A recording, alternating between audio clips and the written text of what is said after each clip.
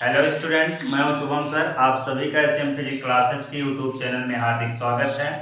आज की टॉपिक है व्हाइट स्टोन ब्रिज यानी व्हाइट स्टोन सेट। तो आइए हम लोग पढ़ते हैं व्हाइट स्टोन सेट के बारे में। तो वैज्ञानिक प्रोफेसर व्हाइट स्टोन ने प्रतिरोधों को समायोजित यानी कि सरलता पूर्वक समायोजित करने के लिए एक विशेष व्यवस्था बनाई। इसी व्यवस्था का नाम व्हाइट स्टोन सेतु रखा गया। तो आइए देखते हैं व्हाइट स्टोन सेतु में होता क्या है। तो इसमें 4 प्रतिरोध होते हैं और चारों प्रतिरोधों को क्या करते हैं, समायोजित करते हैं और समायोजित करके एक चतुर्भुज का निर्माण करते हैं।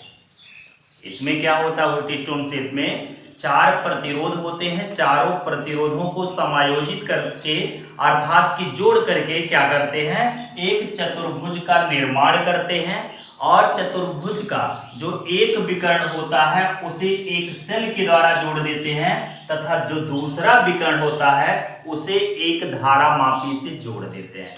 उसके बाद सेल के द्वारा धारा प्रवाहित की जाती है और सेल के द्वारा जब धारा प्रवाहित की जाती है तो गैल्वेनोमीटर अर्थात की धारा मापी में जब कोई धारा प्रवाहित नहीं होती है तो ऐसी स्थिति को शून्य विक्षेप स्थिति बोला जाता है। तो शून्य विक्षेप स्थिति में इस वाले भाग में क्या होता है, इस विकर्ण में कोई भी धारा का प्रवाह नहीं होता है। तब इस स्थिति को कहा जाता है कि सेतु जो है वो संतुलित अवस्था में है। और सेतु जब संतुलित अवस्था में होता है तो किन्हीं दो संलग्न का अर्थ होता है एक ही भाग से जुड़ी हुई। तो यहाँ पर एक ही बिंदु से दोनों भुजाएं जुड़ी हुई है। तो किन्हीं दो संलग्न भुजाओं के प्रतिरोधों का जो अनुपात होता है वो शेष दो संलग्न भुजाओं के प्रतिरोधों के अनुपात के बराबर होता है। यहाँ पर जैसे लिखा गया है कि संतुलन की अवस्था में किन्हीं दो संलग्न भुजाओं के प्रतिरोधों का अनुपात शेष दो संलग्न भुजाओं के प्रतिरोधों के अनुपात के बराबर होता है, अर्थात कि P/Q बराबर R/S होता है। इस स्थिति को संतुलन की अवस्था कही जाती है। आइए हम लोग क्या करते हैं कि संतुलन अवस्था के लिए प्राप्त करते हैं सूत्र की क्या होता है।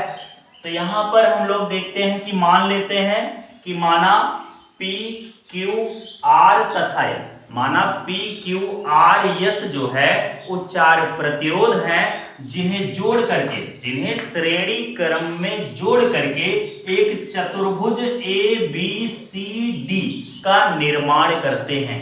तो इसमें क्या बता रहे हैं कि इसमें 4 प्रतिरोध P, Q, R, S होता है जिन्हें श्रेणी क्रम में जोड़ करके एक चतुर्भुज ABCD बनाया जाता है।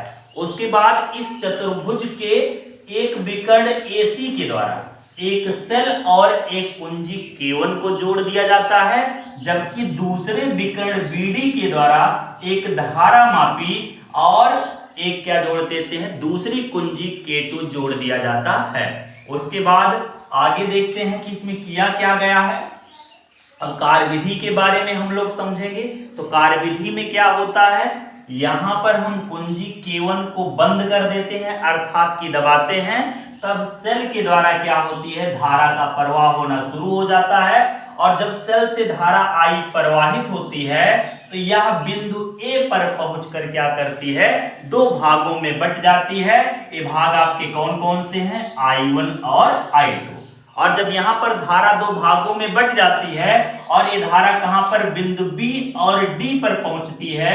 और जब D पर पहुंचती है तो यदि कुंजी K2 को हम क्या करते हैं, बंद कर देते हैं। कुंजी K2 को बंद कर देंगे तो यहाँ पर यदि सेतु जो होगा संतुलन की अवस्था में होगा तो धारा मापी में कोई विक्षोभ नहीं उत्पन्न होता है। और धारा मापी जब कोई विक्षोभ उत्पन्न नहीं होगा तो इस स्थिति में विकर्ण BD वाले भाग में कोई धारा का प्रवाह नहीं होता है। जब यहाँ पर कोई धारा का प्रवाह नहीं होता है तो जो धारा AB भाग में प्रवाहित होती है वही धारा BC भाग में प्रवाहित होगी और जो धारा AD भाग में प्रवाहित होती है वही धारा क्या करेगी, DC भाग में प्रवाहित होगी। अर्थात AB में धारा I1 है तो BC वाले में भी क्या होगी, I1 होगी। और AD में धारा I2 है तो DC भाग में धारा क्या होगी, I2 होगी। तब यहाँ पर आगे हम लोग अगर यहाँ पर देखते हैं कि यहाँ पर कुंजी को जोड़ दिया जाता है तो यहाँ पर ए बंद पास बना लेता है, तो ये बंद पास एक बना लेता है और यहाँ पर ये जो दूसरा आधा भाग है वो आपका बंद पास दूसरा बना लेता है। जब यहाँ पर दो बंद पास बन जाते हैं तो हम किरचॉफ के नियम को पढ़े हुए हैं। किरचॉफ के नियम के क्या बताया गया था, किसी भी बंद पास में बहने वाली धारा तथा उसके संगत प्रतिरोध के गुणनफल का जो बीजगणितीय योग होता है उस पास में लगे सेलों के विद्युत वाहक बलों के बीजगणितीय योग के क्या होता है, बराबर होता है।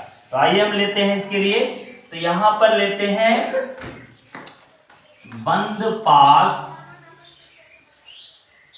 पास यहां पर ए बी डी ए, बंद पास ए बी डी ए में किरचॉफ के नियम से, तो यहां पर किरचॉफ का नियम लगाते हैं, किरचॉफ के नियम से। तो किरचॉफ के नियम से अगर देखा जाए बंद पास एक के लिए तो यहां पर धारा है I1 और प्रतिरोध क्या है P, तो I1 P हो जाएगा। अब देखा जाए धारा इधर की ओर गई है, इस वाले पार्ट में इधर आना चाहिए, उसके बाद इस वाले पार्ट में इधर जाना चाहिए क्योंकि क्रम चाहिए, इस प्रकार से क्रम होगा। तो लेकिन यहाँ पर देखते हैं ये धारा जो है विपरीत दिशा, यानी इस प्रकार से जाकर के इस प्रकार आकर के ऐसे आना चाहिए बंद पास के लिए, लेकिन यहाँ पर धारा क्या हो रही है, दूसरी तरफ जा रही है। जब दूसरी तरफ जाएगी तो ये धारा ऋणात्मक होगी, तो I1P माइनस क्या हो जाएगा, I2R हो जाएगा। और बराबर यहाँ पर देखते हैं कोई भी सेल इस पास में नहीं लगी हुई है, अतः यहाँ पर सेलों का योग क्या होगा, 0 होगा। अब यहाँ पर अगर देखा जाए तो I1P इक्वल टू पक्षांतर करेंगे तो I2R हो जाता है, इसको हम समीकरण 1 मान लेते हैं। इसी प्रकार से हम क्या करते हैं दूसरे बंद पास में, इसी प्रकार